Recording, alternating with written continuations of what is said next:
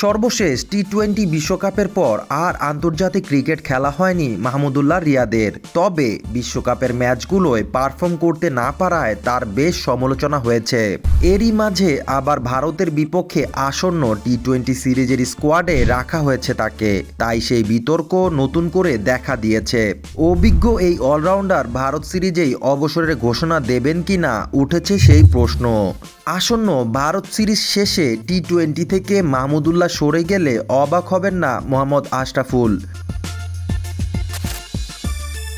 সাবেক এই অধিনায়কের মতে সুযোগ থাকবে নতুনদের জন্য। ভারতের বিপক্ষে টি-20 সিরিজের দায়িত্ব নিতে হবে টপ অর্ডার ব্যাটারদের। মাহমুদুল্লাহকে নিয়ে আশরাফুল বলেন, যদি এই সিরিজে মাহমুদুল্লাহ ভালো একটা ইনিংস খেলে এবং বাংলাদেশ জয় পায়, তারপর সে বলে যে আমি টি-20 থেকে সরে যাব, এতে আমি অবাক হব না। এদিকে গতকাল ভারতে গণমাধ্যমের মুখোমুখি হন বাংলাদেশের অধিনায়ক নাজমুল হোসেন শান্ত।